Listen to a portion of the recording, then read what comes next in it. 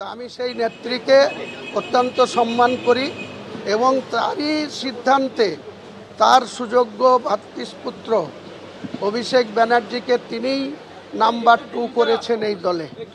কাজেই সেই তার পক্ষে কথা বলার জন্য যদি দলের ডিসিপ্লিন ভঙ্গ হয়ে থাকে তাহলে সেটা আমি দলের কাছেই তার যথাযোগ্য উত্তর দেব।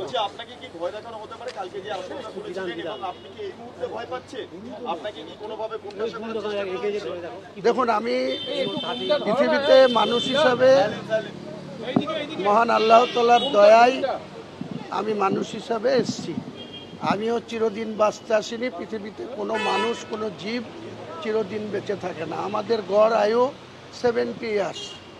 আমার পিতা 88 বছর বয়সে 2007 সালের 7ই ডিসেম্বর মারা গেছে। আমার মা এখনও 95 বছর বয়সে আছেন। আমার বড়দার বয়স 77.5 বছর, আমার বয়স 62 বছর। আমি পৃথিবীতে যতক্ষণ বেঁচে আছি মহান আল্লাহ তাআলার কৃপায়, তার দোয়ায় তাকে ভয় করি। পৃথিবীর কোনো মানুষকে ভয় কি জিনিস অন্যায় করি না, অন্যায়ের সঙ্গে কম্প্রোমাইজ করে না।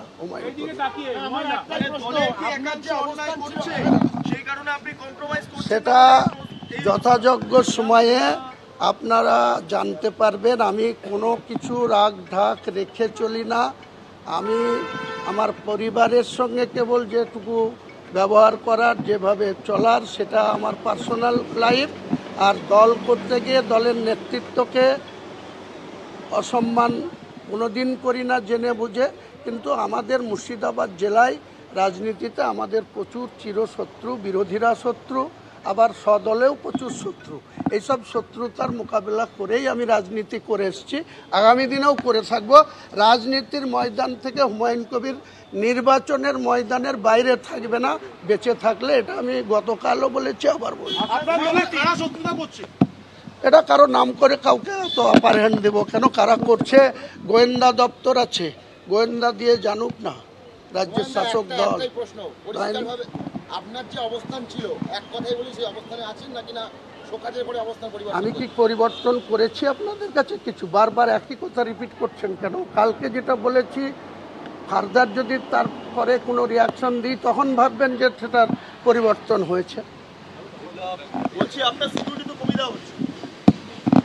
বলছি তো 2015 সালে, 2012 সালের 20শে নভেম্বর হুমায়ুন কবির কংগ্রেস দলের বিধায়ক পদ থেকে মাননীয় স্পিকার বিমান বন্দ্যোপাধ্যায়ের কাছে 4 লাইনের, বেলা 12টার সময় 4 লাইনের রিজাইনপত্র লিখে দিয়ে তৃণমূলে যোগদান করেছিলাম। মাননীয় সুব্রত বক্সী, মাননীয় পার্থ চট্টোপাধ্যায় মহাসচিব আমাকে একটা 10 টাকার রসিদ কেটে দিয়ে তৃণমূলের মেম্বারশিপ দিয়েছিল। তার ঠিক 2.5 বছরের মাথায় 26শে ফেব্রুয়ারি 2015 আমাকে বিনা মেঘে বজ্রপাতের মতো শুধুমাত্র হক কথা বলার জন্য আমাকে বিনা নোটিশে, এই যে আজকে নোটিশ পাচ্ছি এটা গর্বও লাগছে, কিন্তু সেদিন বিনা নোটিশেই আমাকে 6 বছরের জন্য বহিষ্কার করে দেওয়া হয়েছিল 26শে ফেব্রুয়ারি 2015।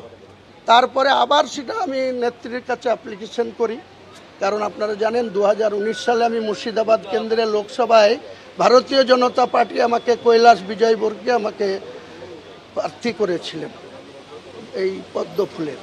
সেই 2.5 লক্ষ ভোটও আমি পেয়েছিলাম ওই কেন্দ্র থেকে। যেখানে বহরমপুর কেন্দ্রে একজন প্রার্থী হয়েছিল, সে মাত্র 1,48,000 ভোট পেয়েছিল। আমি কিন্তু 2.5 লক্ষ ভোট পেয়েছিলাম। তখন মুর্শিদাবাদ জেলায় বিজেপির কোনো শক্তি ছিল না। আর আমি যেদিনকে তৃণমূলে এসছিলাম সেদিন একমাত্র বিধায়ক ছিল 22টার মধ্যে, প্রায়ত সুব্রত সাহা সাগর দিকে। সে 48,000 ভোট পেয়ে বিধায়ক হয়েছিল। বাকি 21টার মধ্যে 14টা কংগ্রেসের বিধায়ক ছিল। আমি সেই 14-র মধ্যে একজন ছিলাম। আমি 18 মাসের মাথায় এই মমতা বন্দ্যোপাধ্যায়ের প্রতি আস্থা, ভরসা, উন্নয়নকে এগিয়ে নিয়ে যাওয়ার জন্য, মুর্শিদাবাদ জেলার উন্নয়নকে এগিয়ে নিয়ে যাওয়ার জন্য আমি সেদিনকে আমার বিধায়ক পদটা তুচ্ছ করে রিজাইন দিয়ে এসেছিলাম। আর আজকে যারা তৃণমূলের জেলা সভাপতি, তৃণমূলের চেয়ারম্যান, তৃণমূলের এমপি, তৃণমূলের আর একটা জেলার সভাপতি, হজ কমিটির চেয়ারম্যান, ওয়াকফ বোর্ডের মেম্বার, যারা ক্ষমতা ভোগ করছে, তারা সেদিনকে হুমায়ুন কবিরকে বিশ্বাসঘাতক বলেছিল।